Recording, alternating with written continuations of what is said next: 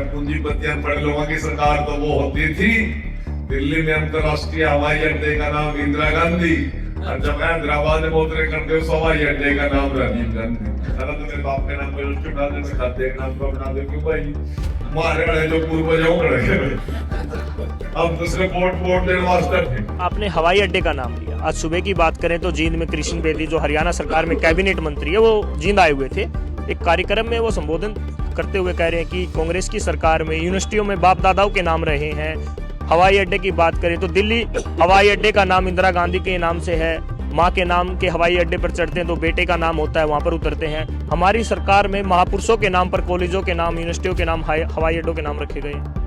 उनसे ये पूछ लेते तुम्हारे बाप दादा था कोई देश की आजादी में? मनरेगा योजना का नाम वीबीजी राम जी करने के बाद नामों की सियासत को लेकर एक बार फिर घमासान होता नजर आ रहा है। हरियाणा सरकार में सामाजिक न्याय मंत्री कृष्ण बेदी और सोनीपत से कांग्रेस सांसद सतपाल ब्रह्मचारी के बीच तीखी जुबानी जंग छिड़ गई है। दरअसल पिछले दिनों जींद में एक कार्यक्रम में बोलते हुए बेदी ने कहा कि कांग्रेस के शासनकाल में बाप दादाओं के नाम पर हवाई अड्डों और विश्वविद्यालयों के नाम पर रखे जाते थे, जबकि भाजपा सरकार में महापुरुषों के नाम पर हवाई अड्डे, विश्वविद्यालय, चौक चौराहों का नामकरण किया गया है। रविवार को जींद में मनरेगा बचाओ अभियान के तहत आयोजित कांग्रेस के एक दिवसीय धरने में शामिल होने पहुंचे सोनीपत सांसद सतपाल ब्रह्मचारी से इस बाबत जब सवाल किया गया तो वे कृष्ण बेदी बुरी तरह भड़के नजर आए। उन्होंने झल्लाते हुए कहा कि क्या वो बताएंगे कि उनके बाप दादा में से कोई भी आजादी की लड़ाई में शामिल था। ये जो सरकार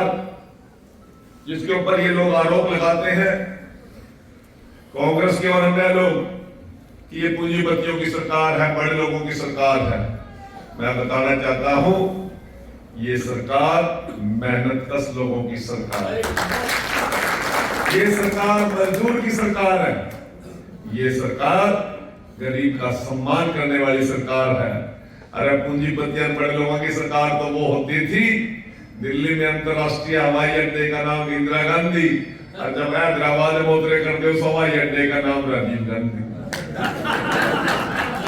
अरे अब हिसार से महाराजा अग्रसेन हवाई अड्डे से फ्लाइट उड़ती है और अयोध्या में भगवान वाल्मीकि अंतरराष्ट्रीय हवाई अड्डे पर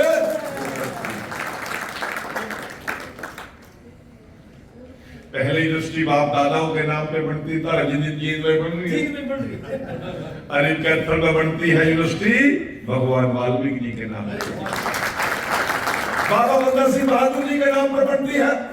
विश्वकर्मा जी महाराज के नाम पर पलवल के अंदर कौशल यूनिवर्सिटी बनती है, और संत शिरोमणि रविदास जी के नाम पर फतेहाबाद के अंदर मेडिकल कॉलेज बनता है, और मुख्यमंत्री आवास का नाम संत कबीर कुटीर रखा गया। बोल गया भाई?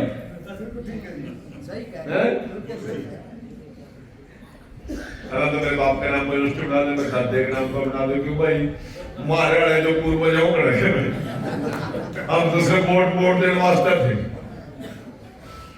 मैं ये सारा मेरा परिवार बैठा होता ना, पूछो इस जींद के अंदर कभी किसी ने एकलव्य स्टेडियम सुना था कि उसका नाम रखा तो भारतीय जनता पार्टी की सरकार ने रखा, मनोहर लाल जी ने रखा, और भारत भूषण के कहने पे रखा। आपने हवाई अड्डे का नाम लिया। आज सुबह की बात करें तो जींद में कृष्ण बेदी जो हरियाणा सरकार में कैबिनेट मंत्री है वो जींद आए हुए थे।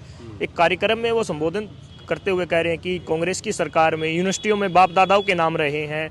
हवाई अड्डे की बात करें तो दिल्ली हवाई अड्डे का नाम इंदिरा गांधी के नाम से है। माँ के नाम के हवाई अड्डे पर चढ़ते हैं तो बेटे का नाम होता है, वहाँ पर उतरते हैं। हमारी सरकार में महापुरुषों के नाम पर कॉलेजों के नाम, यूनिवर्सिटियों के नाम, हवाई अड्डों के नाम रखे गए हैं।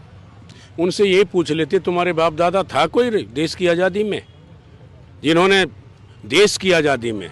अब उन्होंने कहा इंदिरा जी का नाम है, राजीव जी का नाम है, और अनेक हमारे पंडित जवाहरलाल नेहरू का नाम है, अनेक हमारे शहीदों का, स्वतंत्र सेनानियों का, सबका नाम कांग्रेस ने रखा।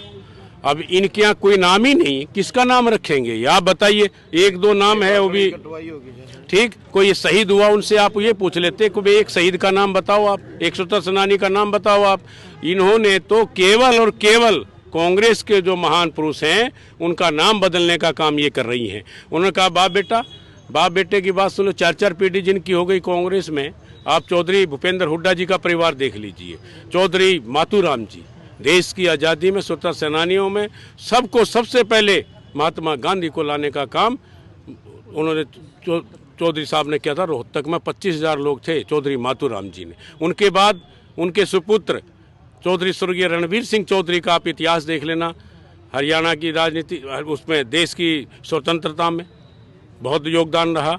और हरियाणा को नंबर 1 बनाने में चौधरी भूपेंद्र हुड्डा को देख सकते हैं। और आगे लोकसभा में हरियाणा की मजबूत आवाज़ जिनके लिए लोग बोलते हैं, श्री दीपेंद्र हुड्डा जी की आवाज़ सुन लेना, जो इनका परिवार 125 वर्ष से, आज से 100 साल पहले जो महात्मा गांधी को रोहतक लेके आए हों, तो कितना पुराना परिवार है। मेरे हिसाब से तो 2 ही परिवार है, या तो गांधी परिवार है और हरियाणा में चौधरी भूपेंद्र हुड्डा जी का परिवार है, जो 125 साल से आज भी कांग्रेस के साथ है। बता दें कि इन दिनों देश में मनरेगा का नाम वीबीजी रामजी करने को लेकर घमासान मचा हुआ है। कांग्रेस और अन्य विपक्षी पार्टियां इस महात्मा गांधी का अपमान बताकर सत्तारूढ़ भारतीय जनता पार्टी पर हमलावर है। जींद से अमनदीप पिलानिया, पंजाब केसरी टीवी।